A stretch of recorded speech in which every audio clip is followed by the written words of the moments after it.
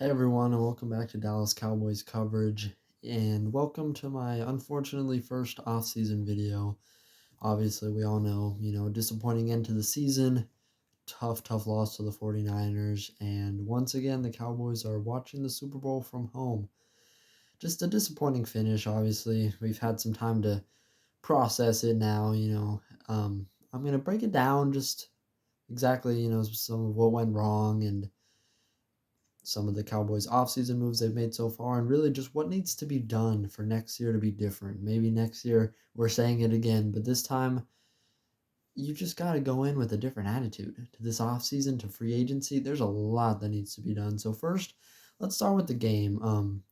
Obviously, just a disappointing performance by the team, by Dak Prescott. Really, as much as I love Dak and I've defended him all throughout this year, even with his struggles, he is the reason you lost that game. Very unfortunately, your defense was awesome as it has been for a while now, and your offense it did enough. Your running game was not good. That hurt losing Pollard, but at the end of the day, you were in a position to win. And those two interceptions, absolutely brutal. I said it in my previous video. If you turn the ball over in this game, you're going to lose. You have the ability to beat the 49ers, but if you turn the ball over, if you beat yourself, then that's how you're going to lose, and that is how they lost because the 49ers did not beat them. You beat yourselves here because the 49ers, not their best day, honestly. Offensively, they weren't great. Purdy looked a bit rattled, but unfortunately, your quarterback's the one that turns it over twice, and that was the difference, and that's why you lost this game. It's frustrating. It's unfortunate. But at the end of the day, that's why you lost. These turnovers, they've been terrible all season long. I hope that Dak can fix that going into next year because if he can't, that is just number one killer, turnovers. That was the number one issue this season, and that's the reason why you lost, and that's the reason why you went home. The 49ers are not an unbeatable team. We saw the Eagles show that on full display. Obviously, some injuries in that game, but you were in a position to win. You were in this game, and at the end of the day, your quarterback, your offense couldn't get it done. So it's unfortunate. Obviously, Tony Pollard getting hurt, that really hurt you a lot. The running game disappeared. Zeke really struggled throughout this last bit of the season. It's definitely a bit of concern on his status, and definitely going to be interesting to see what happens with him going forward. CeeDee Lamb, as usual, was awesome, but other than him, Schultz was all right. Didn't get much of any production out of Gallup. Um, there was just not, the offense wasn't clicking the way it did against Tampa Bay, and that's what you needed. I've talked about all season long. You need to click all three cylinders: offense, defense, and special teams. Special teams is a little better. Maher still gets a field goal block that probably would have missed anyway. Another concern going into the offseason. Defense, awesome. Offense, just not good enough. Your quarterback wasn't good enough. Your offense wasn't good enough. And at the end of the day, that's another loss and a tough one. Um, it's hard because in a year where the weaker NFC it felt like the Cowboys really sort of had a shot. It's just frustrating to see it end like this. But like I said in my last video, this was just a deeper layer of frustration this year for me because every year, I'm positive Cowboys fan. I feel like this can be our year. We can do it. For the first time in a long time this year, I did not feel that. They outperformed my expectations, and simply put, I think this was just about the best case scenario. Winning a playoff game. Maybe you wish you could have won another one, but this team was not set up to succeed. In the playoffs. It wasn't set up to be a Super Bowl team. We said it all offseason. We complained all offseason long because you're cutting players, you're trading players, you're saving all this cap space, and you're not doing anything with it. Free agency was an absolute bust. I mean, luckily you're able to get some bargain deals with Dante Fowler, Anthony Barr, but you didn't do anything. You once again, lucked out with a couple players that were solid, but that's not enough. It's not enough to win in this league. I've said it once, I'll say it again. The Eagles, they were worse than you last season. But look what they did. They went out and they acquired talent. They brought in AJ Brown. C.J. Gardner-Johnson, Robert Quinn, Hassan Reddick. These are offensive and defensive players of the year candidates. You got Jalen Hurts help, something the Cowboys have not done with Dak in too long. You made your team better, and I didn't even mention all the Eagles. I know there's more that I just didn't quite come to mind right away. But they went out and they acquired talent. The Niners, the same thing. You go out, you trade for Christian McCaffrey. Add him to your already stacked offense. These teams knew they weren't quite good enough last year. They were, in similar positions as the Cowboys, and they went out and got better. This Cowboys team went out and they got worse. At least from a roster standpoint, they got worse. That's why I was praising the coaching staff, the players, really so much for making it this far. And all the adversity you faced this season, to me, it was a success. It was a success with what you had. But at the end of the day, that's not a success in the grand scheme. Success is winning Super Bowls, is getting to the conference championship at least. This team was not built for that, though, unfortunately.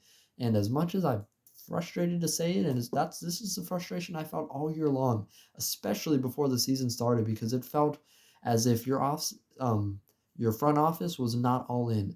Your front office was trying to save money. Your front office was getting rid of some players that they didn't like very much, and made your team worse.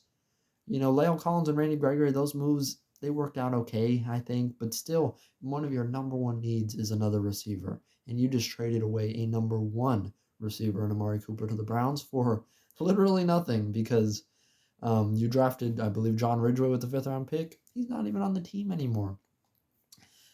Just a brutal mistake. One of the number one needs this offseason is continuing to be a wide receiver. You have CeeDee Lamb and question marks, unfortunately. You had one, and you let him get away. You threw him away, quite simply put. It's frustrating for me. This was a tough result, especially after an incredible game last week. No matter all the frustrations I felt last week, gave me hope that somehow you could make a run, and it was not to be. And unfortunately, it's not a surprise to me. This offseason, it needs to be different. I'll probably make a separate video closer to free agency talking about all the needs. And of course, I'll break down all the moves once they start to happen. It's still about a month away, though. We'll get there soon. But for now, there's a lot to do. You have a lot of free agents. You got to re-sign players, of course, but you got to go out, acquire talent. Go out, we know that they can draft. We know that they can we know they like their guys. They can re-sign players, but you got to go out and be purposeful. Make your team better. You have a lot of expiring contracts. You have outs in contracts. Ezekiel Elliott's a big one. What do you do there? Tyron Smith as well. Don't just release these players and call it a day, okay? Please. That's what you did last year. You basically did that with Amari Cooper and La'el Collins. And I get it. I get the moves. Not Amari Cooper. I don't. I never will. But La'el Collins, you have Terrence Steele developing, and that's fine. That's fine. Save some cap space. Release him. But get someone else instead of just sitting there and doing nothing with this money. It's frustrating because you're trimming players off. You're cutting players, and you're not doing anything with it. That's my number one fear. Ezekiel Elliott, not his worst season, not his best either. Statistically, obviously, was not one of his best at all.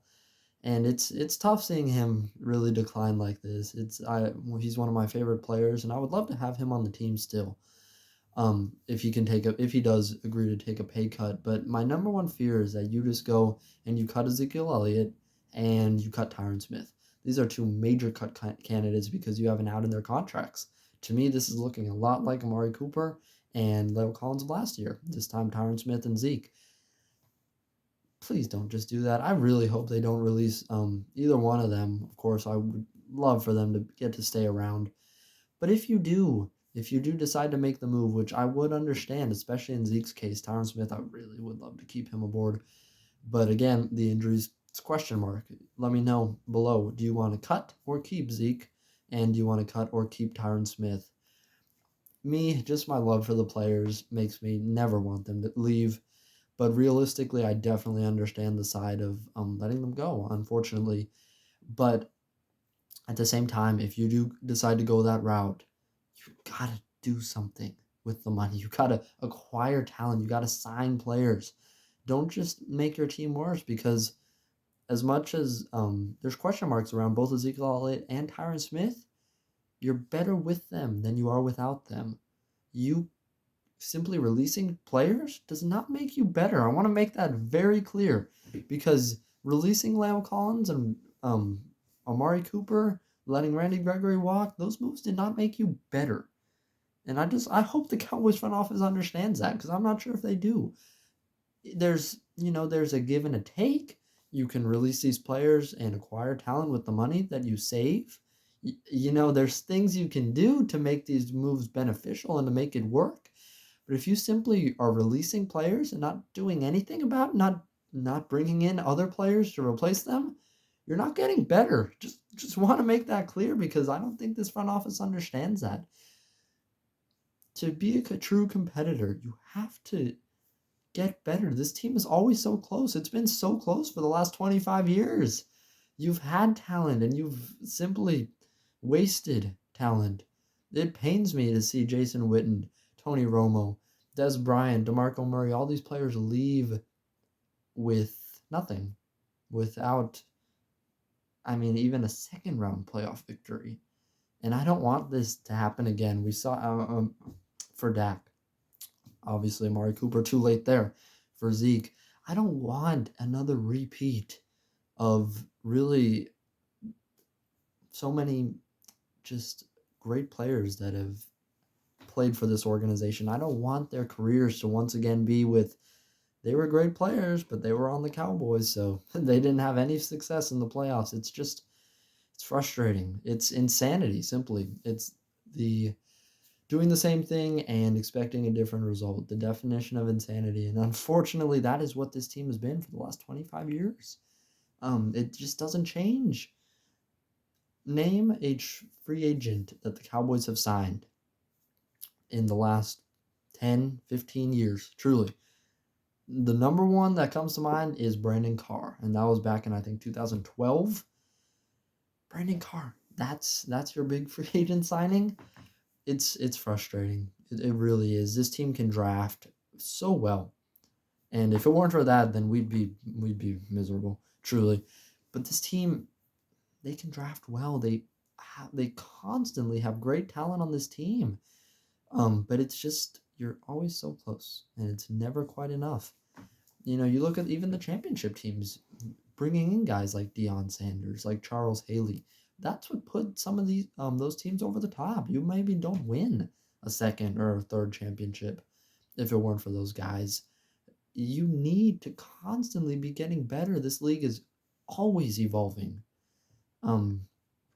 It's just, you can't just say we like our guys. You can't just be okay with being mediocre. It's not enough. You just gotta go out and you gotta make the moves. You gotta take the reins on this and get better. We saw the Eagles do it there in the Super Bowl. We saw the Niners do it. They made it to the conference championship. And the Cowboys, they didn't do anything. And once again, they are early playoff exits. I just don't understand what this front office expects anymore. I really don't. Until you go out and you're aggressive, you make moves, you go out, be all in. Because this front office was not all in with this 2022 Cowboys team. They weren't. They did the best they could with what they had. And I applaud all the players and I applaud all the coaches, because if I were in their position, I would be so frustrated that I am playing with everything I've got and I am giving it all I have just to be put in a position to not succeed, to have all the pressure put on me, where the front office sits back and does nothing, just saves a few bucks. It's frustrating. It really is. And I can talk forever on it, and it's just going to make me more and more frustrated. But I knew it from the minute this offseason ended that you didn't do enough. We all knew it. It doesn't take a genius. But for some reason, this front office didn't. Whether they knew it or not, they they did not put this team in a position to succeed, and succeed you didn't. So it's frustrating. Another season just feels like a wasted opportunity, just another waste of the prime years of some of our players. And I truly am sad, for the players that have come before and have gone away with really nothing. It's frustrating to see these careers just simply wasted by the Cowboys' inability to compete, to acquire talent, and to put these teams in a position to succeed. I don't want to see it anymore. I'm tired of wasted seasons. I'm tired of wasted careers. Something's got to change, because until it does, it's going to be more of the same. You can't just expect the team to go hero mode and just be great. You got to put this team in a position to succeed. And I'm going to make it clear, this was a winnable game. It was. Regardless of your roster set up in the offseason, Dak was bad. He really was. He struggled a lot this season, especially with the interceptions. And of course in this game, but even though Dak is the reason you lost this game, the number one reason at least of many, he's not the reason that this season ended the way it did. He's not. The reason that this team did not make it to the Super Bowl this year is because of the front office. Truly. It starts up top. You can blame players individually for losing games, but I blame the front office for losing games and for losing seasons for the last 25 years. Something's got to change, and it starts at the very top. That's what it's going to take, and we have another offseason ahead. I'm excited because I will love the Cowboys no matter what, no matter how much they frustrate me, I will. So I'm excited for the offseason. I'm going to be bringing you all the coverage of whatever goes on. So obviously a tough ending to a really good season overall, but maybe next year. We'll see. So before I finish up here today, at least, I do want to talk about some of the moves the Cowboys have made in these past weeks. Kellen Moore is gone. Let me know how you guys feel about that. I think it was necessary. Unfortunately, that was another problem on this team. It was play calling. It just wasn't good enough. Running back dives up the middle, the curl routes. I mean, I could predict their playbook. I could tell what play was coming next. If I can tell, defenses can tell. And I promise you the 49ers defense could tell. It was time for a change. Mike McCarthy's going to be the one calling plays. Don't know exactly how I feel about that, but I think that this is really going to be McCarthy's prove-it year. Doug Nussmeier was hired as the offensive coordinator. He was a quality control special assistant type of coach this past season. Obviously, you probably remember him as being the Seahawks offensive coordinator. So now you have a former Seahawks offensive and defensive coordinator, him and Dan Quinn, who is also sticking around. Lots of news going on. So Dan Quinn, obviously, huge to have him staying. I really thought this was the year that he left and took a head coaching job, but he's committed, and I'm so thankful for him. He's staying in Dallas, so it's obviously huge for the defense, for this whole team, truly. Back to the offense real quick, though. I didn't really finish up there. Doug Nussmeier is your offensive coordinator. He's going to be more of an assistant to Mike McCarthy since he will be the play caller. It's going to be interesting. This is, to me, all the pressure is on McCarthy. You've had now back-to-back 12-win seasons. Definitely, not going to warrant a firing. But is Mike McCarthy enough? I really don't think he was the issue this year. I think he did a great job with what he had. He's really, really restored my faith in him. After the first year, I was really just not impressed at all, obviously. Even though there were factors he could not control, I just didn't really feel like he was the guy to take this team to the next level. But the team's bought into him. The players like him. So if that's the case, I definitely would not recommend, and I definitely do not think it warrants him being fired. He's not the reason that you lost that game. He's not the reason that the season wasn't good enough. I went over that. But to me, this is the front office telling McCarthy, prove it that you can be the guy to lead this team back to a championship. And I like that. I think Mike McCarthy at least deserves the year where there's no more excuses. There's not It was Kellen Moore and his play calling. It wasn't, some random issue with the coaching staff. This time it's on you. You're not just managing time anymore. You're not just motivating the team. You're calling offensive plays. So to me, a change was needed no matter what. And I do like the move of having McCarthy do it because I want to see exactly what he can do. Throughout his entire tenure, I've really kind of been like, what exactly does Mike do? I'm not trying to say like that he doesn't do anything. That's not what I'm trying to say. But it's definitely a question mark. How much of the success and how much of the struggles are on Mike McCarthy? And that's kind of really been the big question. I think Kellen Moore's taken a lot of the blame, and now this time there's not a scapegoat. There's no one to put it on. It's on you now. So I'd like that. I really want to see truly what Mike's made of. And if he can go out and have another successful year, one obviously hopefully more successful than this one. But, I'm not going to say that 12-win seasons aren't a success. We want more for sure. And again, that comes down to a lot of factors. But in terms of a coach, taking your team and getting 12 wins is not a failure. It's really not. But it's going to be big next year to see if he can really elevate this team to the next level, improve on some of the drawbacks, especially with play calling. It's on him now. The ball's in his court. It's going to be up to him to decide a lot more than he has throughout his entire tenure. And I'm excited to see what he can do. And he will be judged accordingly. And that's what I have to say on that. So quite a few other assistants were also fired. George Edwards, your senior defensive assistant, that was really a bit surprising to me. I think a lot of guys liked and respected him. So that's, interesting there. I'm glad Dan Quinn's staying, but yeah, just sort of odd to see him go. Leon Lett, assistant defensive tackles coach, he was also let go. Skip Peete, your running backs coach. So just Joe Philbin, your offensive line coach, and a couple other smaller assistants. So really a bit of an overhaul. Also, your quarterbacks coach was also let go. His name is slipping my mind right now. I'm sorry about that. But just it's interesting. There's a lot of guys that are being let go now, and it's really an overhaul of assistant coaches, something you don't really see unless there's a true head coaching change. But this team is wanting to start fresh.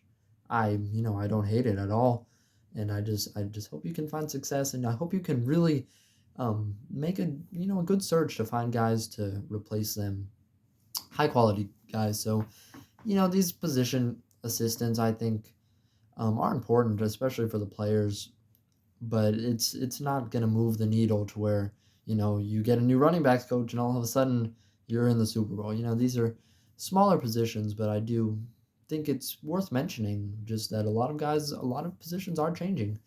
So it'll be interesting to see who the Cowboys can bring in, and maybe, who knows, maybe a new running backs coach can revive Zeke and continue to help Pollard go to the next level. You never know. So just wanted to mention that, but we'll see where the front office goes, exactly the direction they decide to take with all these coaching vacancies.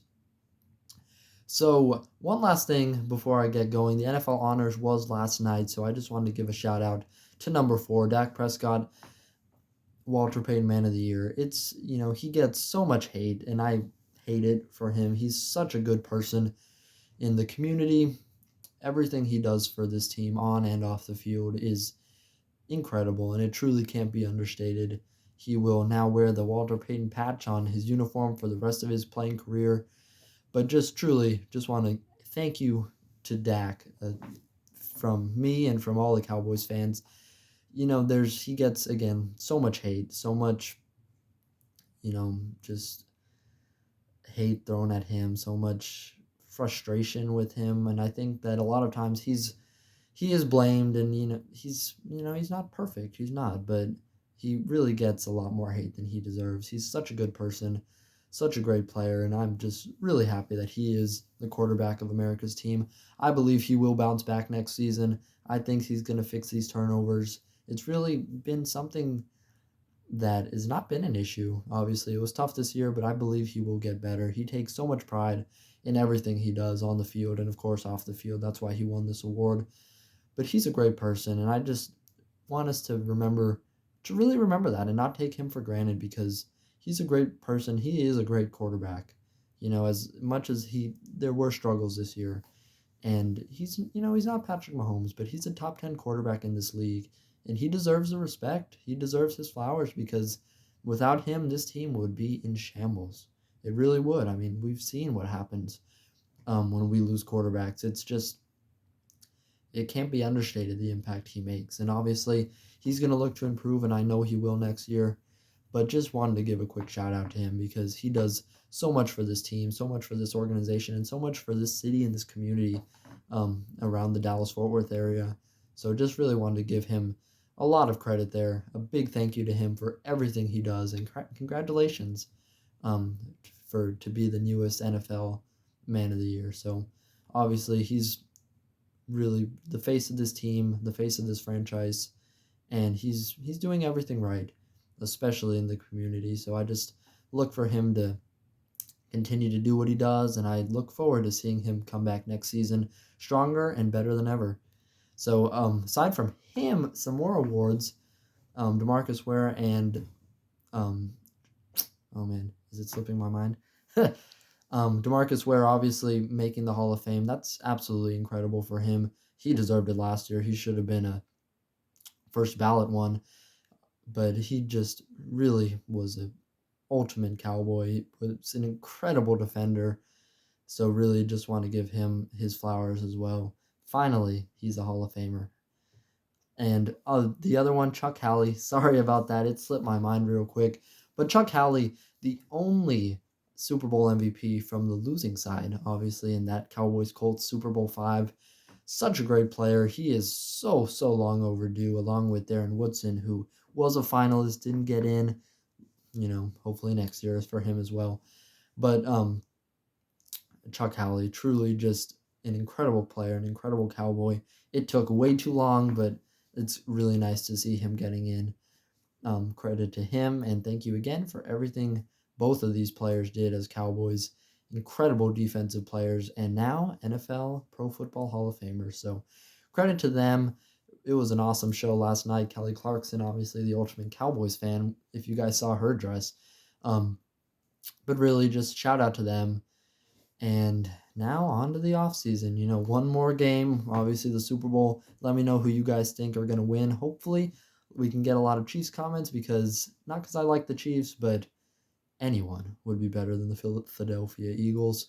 Truly. So let me know who you think is going to win the Super Bowl. Predict the score if you'd like. Chiefs or Eagles, let me know. So hopefully next year we can say Cowboys versus whoever. I don't really care. Please, Cowboys. We're going to talk all offseason. I'll be with you guys, but please, let's start it off now. Make this offseason great.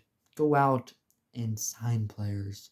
Be aggressive. Don't be the same old Cowboys. Don't we like our guys, due diligence. Go out, make something happen, because until you do, it's going to be more of the same. And again, that is not something I'm interested in anymore. Not that I have been, but it's time to be a bit different. It's time to make a change. Jerry, Steven, go make it happen. Go make this team better and get us in the Super Bowl. I will see you guys next time. Thanks again for watching my last, regular video of the season, onto the off season. But thanks again for watching. I will see you guys next time, and go Cowboys.